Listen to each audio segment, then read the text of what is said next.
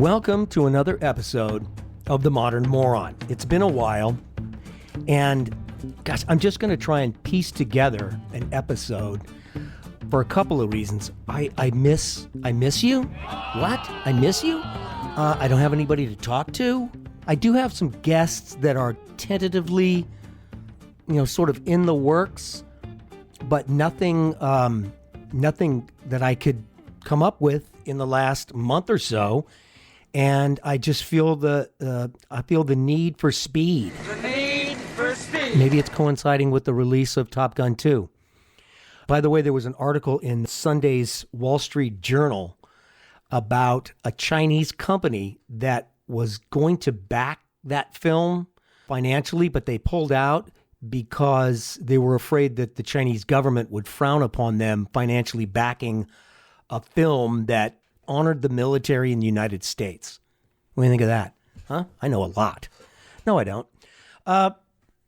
So what do I want to talk to you about today is I'm going to let you in on something that I've been working on for the last year or so, probably more than a year. I've started to volunteer at a local hospital, which is also a trauma center. First of all, what separates a trauma center from a regular hospital? I guess all hospitals have some level of trauma. There, in fact, are, I think, 5 levels of trauma centers.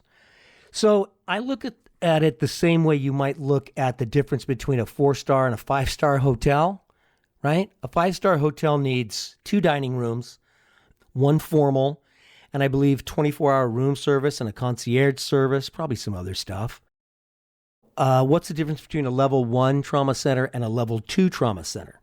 Well, according to hospitalmedicaldirector.com, which is a blog about hospital medical directors and for them, a level 1 trauma center must have a trauma/general surgeon in the hospital 24 hours a day, along with an anesthesiologist and or a full OR staff in the hospital 24 hours a day. Also, a critical care physician 24 hours a day. There must also be immediate availability of an orthopedic surgeon, a neurosurgeon, a radiologist, plastic surgeon, and an oral maxillofacial surgeon. Say that 3 times fast. There have to be over 1,200 trauma admissions per year. There are also requirements for the number of hours these surgeons and physicians have to put in every year at the hospital. And finally, these centers must participate in research and have at least 20 publications per year, which is why you'll find a lot of these level 1 trauma centers at universities. There are 17 of them in California. The main difference between a level 1 and a level 2 trauma center is the lack of research and publication requirements. Do you feel informed now? So I have just barely started volunteering in one of California's 17 level 1 trauma centers. So far, I go about 1 day a week up until the last couple of weeks because my daughter came down with COVID and I was taking care of her at the time, so we both quarantined and blah, blah, blah. I never tested positive for COVID, though. How about that? So I go in 1 day a week and I shadow one of the current 6 to 8, 10 resident chaplains who are going through, it's called a CPE program, which is Clinical Pastoral Education. Some chaplains at that hospital that are stationed on a particular floor full time, along with another set of chaplains that deal with palliative care. But that's another kettle of fish altogether.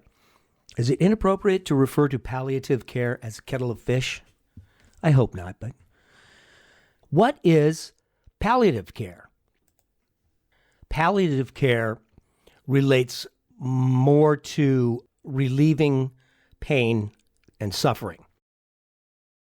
So the difference also, then there's another level called hospice care.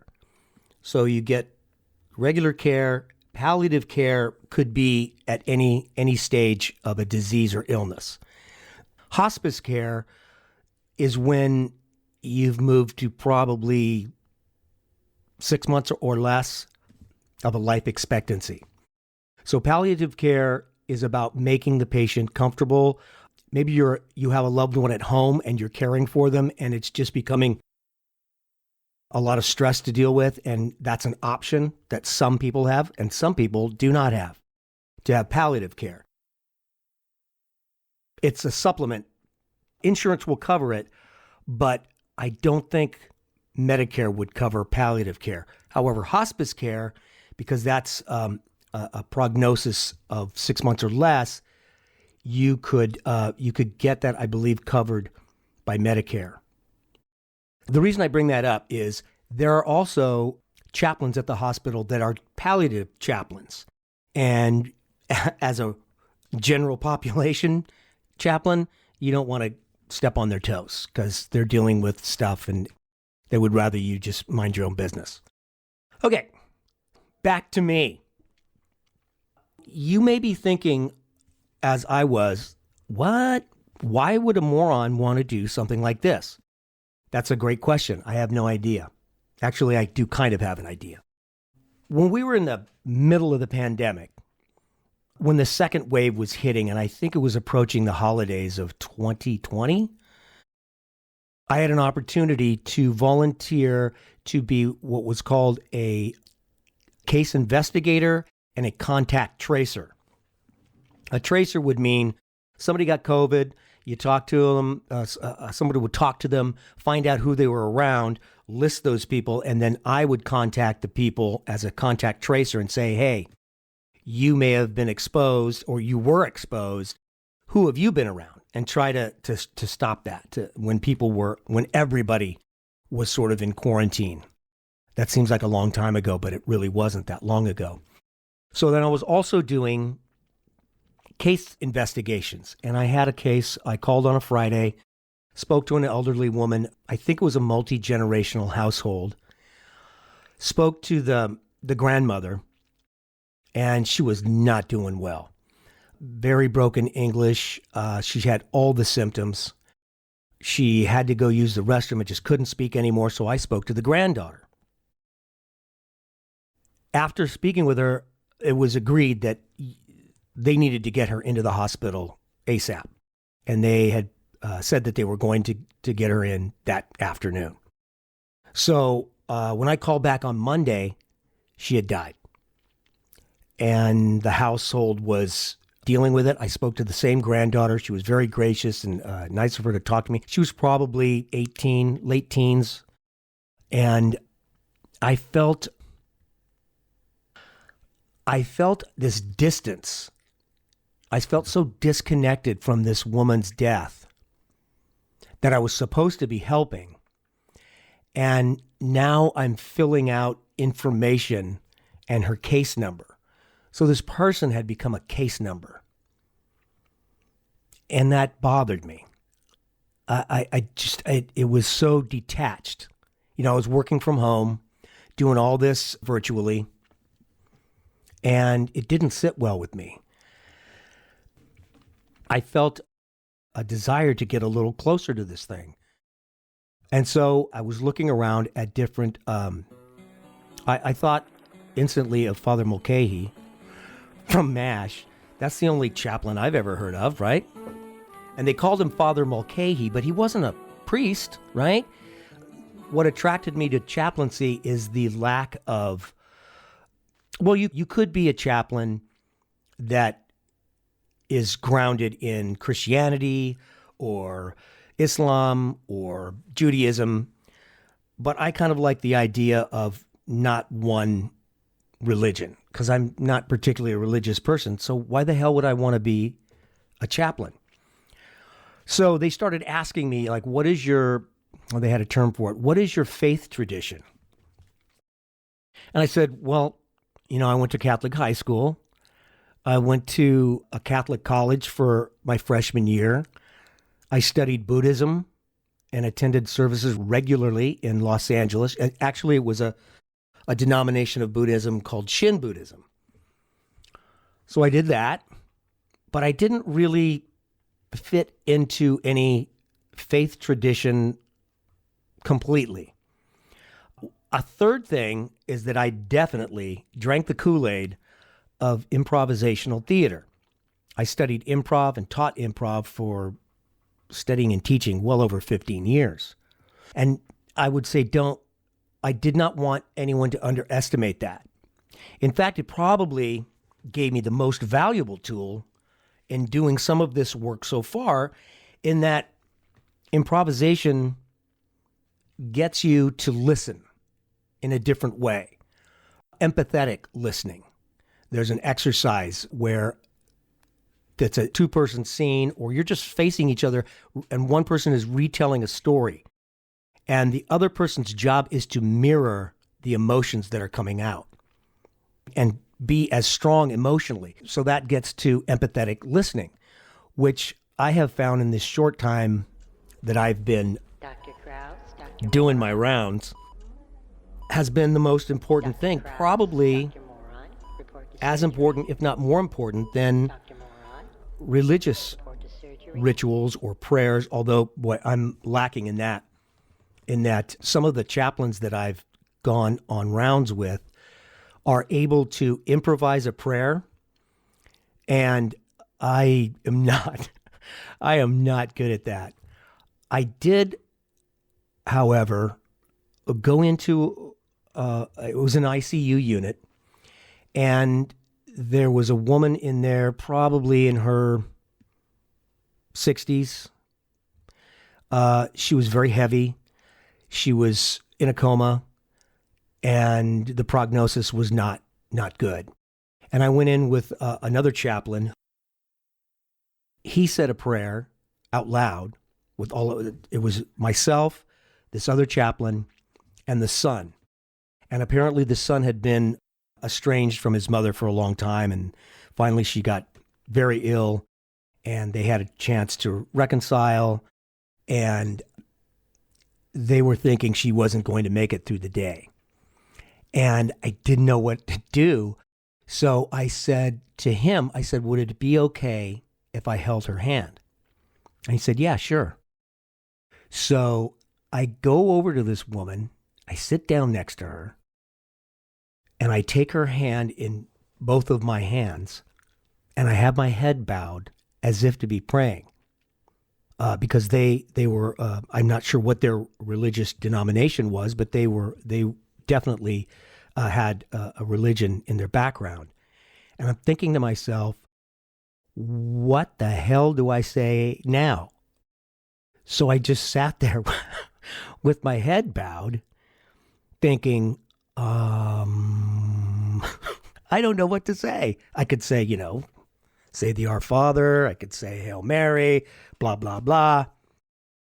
But I kind of just sat there and held this woman's hand for a minute, couple minutes. Her hand was cold. I could hear the respirator, keeping her going. And when I came back into the hospital the following week, the chaplain told me that she had passed that evening. And one of the first things I've learned about being a chaplain in a hospital is that when you walk into a room, you are what they perceive. I can walk in and say, hi, I'm the old man. I'm the volunteer chaplain. How are you doing today? But they may hear whatever their version of a chaplain is. If they think priest, then they think I'm a priest. If they think I'm a reverend, then I'm a reverend. If they think I'm next thing to a cardinal, then that's what I am. Their perception is what it's about. And I guess another experience that exemplifies that, I was shadowing the same chaplain, and we came into a room with a husband and wife, probably in their 70s, and she had cancer and had been receiving treatment, and it said on the record that when we were making the rounds that they were, some of the spreadsheet will say what religious affiliation, if any, and it said Catholic. Before we stepped in, we said, is it okay if we come in? And the husband said, oh, yeah, she wants you to say the 23rd Psalm. He said, I would do it, but I can't remember all the words. And I said, neither can I. And she started laughing. She was very weak, but somehow this made her laugh. Oh, that's funny. In her mind, I was a chaplain priest. What priest doesn't know the 23rd Psalm, for Christ's sake? But I wasn't kidding. But it made her laugh. So, fortunately, the chaplain I was with did know the 23rd Psalm, and he said it with great compassion.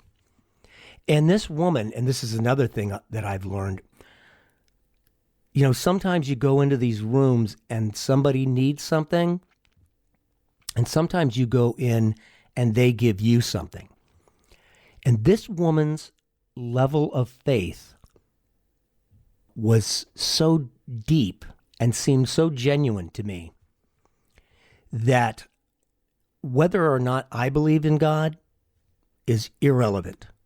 I believed that she believed.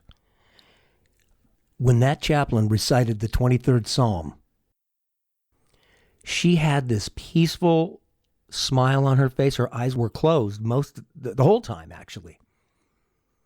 And she said, thank you. And she seemed so at peace. This woman that was probably dying of cancer, and yet her faith was so deep, it really gave her comfort. This is going to sound corny, but as a chaplain for the whole month or so that I've been a chaplain, maybe 2 months, it's been 2 months, I sort of picture myself as like a vessel, a cup, and I carry it. I go from room to room, and sometimes you can have whatever's in my cup, and sometimes my cup gets filled, as is in, I think, the 23rd Psalm, my cup runneth over. This woman gave me faith. She made me think, wow, if I don't believe in God, she sure does. And it's helping her out a lot. It's almost as if she had been going to Catholic church all her life, as if she was just depositing pennies in a piggy bank.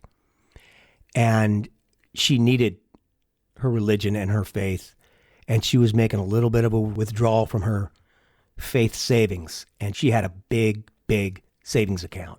That's what I hate to put it in monetary terms, that's terrible, but that's what it felt like. And sometimes you go into a room and it's the opposite. Most people, I'd say the common denominator is most patients just want to feel heard. They want to feel listened to. They want to feel like they want to tell their story. And the kind of cool thing about doing this is when I walk across the street, because the administrative offices are across the street from the hospital, when I cross that street and I walk into the hospital, it's like I take off this backpack, or I take off this overcoat, or I drop all this crap that is me, that is my problems, which are top shelf problems. I just drop it and I become a little bit invisible. It's not about me. And good God, do I make it about me the other 24 hours of the day. Wait a minute, there's 24 hours in a day. I meant to say 23. So I go in there, and some people just dive right into their story. One woman started in, it started when I was, I got sick about 20, and I'm waiting for her to say 2020, 2019, and she says 2012. And so I proceed to listen to 10 years of her aches and pains and problems, and I just sat there and listened to it with interest, because it wasn't boring. I felt like I was being of service, giving someone a chance to tell their story. As I said, I'm just starting on this. I'm going to be changing for the summer on the days that I do it, because there's a whole nother crew coming in for summer. and I'm going to be covering while they're having class. I will have the pager. Yes, they still use pagers in hospitals. Why? I'm not sure. It doesn't seem very efficient. However, there's a lot of electrical equipment, as you would imagine, in a hospital, and pagers never seem to lose service. They're pretty durable in terms of the service they provide, and I'm getting used to carrying the pager. So if you get paged, you have to call a number and find out where you need to go and what the situation is before you go to, say, the ER. And there's a section in the ER which blew me away. When I was getting a tour of the ER, there's a huge ER for this hospital. And the person taking me on the tour said, and over here are some of the rooms that we use for crowd control. And I thought, crowd control? What do you, whoa, what do you need crowd control in the ER for? And they talked about, somebody comes in from a violent crime, somebody shot, and the whole family might come in. It may be a multi-generational household. There may be 10, 20, 25 people that you've got that are on edge and want answers, which also brings up another interesting element that I had to take training on violence in the workplace. And I'm sure most people have had to take training on that type of thing. But the likelihood of being the victim of violence in the workplace when you're in a hospital is huge. And I just took that for granted. I mean, nurses are in harm's way all the time. Either a patient is having a reaction to something or reacting to some news, or a family member is reacting to some news. It's a very tense place. It's like a beehive. It's sort of like, I've made this analogy too. Have you ever seen video of an aircraft carrier when they're doing drills and doing maneuvers and they've got different team members in different colored shirts? Same thing at a hospital. Different uniforms mean different things. Different color smocks or scrubs mean different things. And everybody is going somewhere and they're moving, maybe not in a hurry, but there's a sense of urgency, thus urgent care. And you go in there and there are people suffering in a hospital, obviously, but not all the people suffering are patients. There are, as you hear in stories all over the place about healthcare providers being overworked. But I found, how do I put this? And I want to talk to some professionals about it, that being a nurse or a healthcare provider, especially nurses, they're right on the front lines. They're a cross between a police officer and a football player. You remember when you played football, or back in the old days of football, if you got your bell rung, you would come over to the sidelines and they'd give you some smelling salts or whatever, and you'd say, oh, I'm good, coach, I'm good, send me back in. Whereas now, you don't get to decide that, and neither does the coach. You go into that tent and there is a concussion protocol. You have to go through a third party's test to say whether or not you can go back in to action. And I feel like that is missing for healthcare providers, because there's a mentality, and this gets to the sort of police officer mentality of, I got this. You don't tell me what to do, I tell you what to do. You don't provide me with the healthcare. You don't tell me I need to sit down, I tell you to sit down. I got this. There's this, for lack of a better word, machismo, where you got it. I deal with blood. I see it all the time, and pain and all that. And I got this. This is what I trained to do. But everybody has their limit. And I feel like because of some nurses and doctors' dedication, they stick themselves into those front lines longer than they should, longer than is good for them. And there needs to be a third party that can make that call, that can send them to that tent on the sidelines, give them that, not concussion, a trauma protocol that would help identify a healthcare provider that has been in too long. That's like a soldier that's been on too many tours of duty, that type of thing.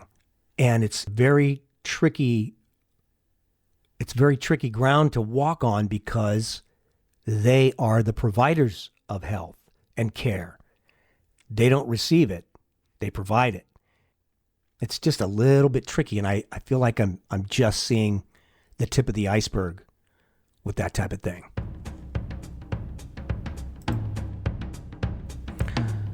In conclusion, I hope to be able to provide some insight, some reflections of my experiences, and who knows, maybe even a guest or two. You never know. I don't know how long I will be permitted to be a volunteer before they find out that I'm a moron and a heathen. But so far, it's been a very, very positive experience.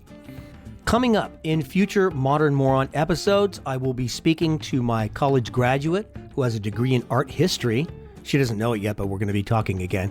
And we will be discussing a very interesting 2018 documentary that she recommended to me called The Price of Everything.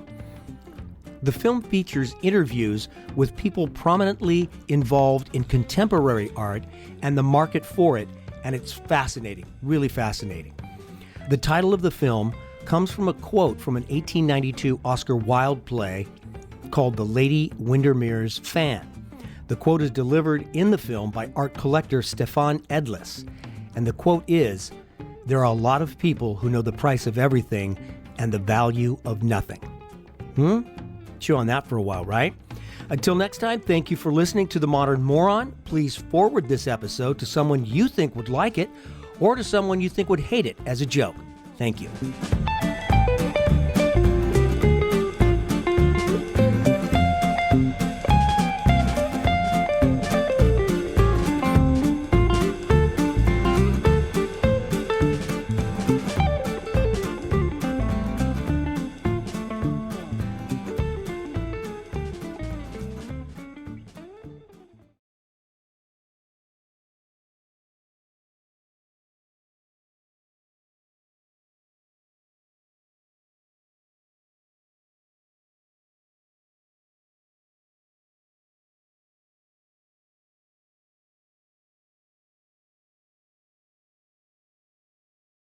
I'd like you to meet my assistants, Inga and Igor. How do you do? How do you do? This is my financier, Elizabeth. Oh, I'm so happy to meet you at last. Financier. Excuse me, darling. What is it exactly that you do? Well, I assist Dr. Frankenstein in the laboratory. We have intellectual discussions, and as a matter of fact, we were just having one as you were driving. What? What? Igor, would you give me a hand with the bags? Certainly. You take the blonde and I'll take the one in the tavern. Oh.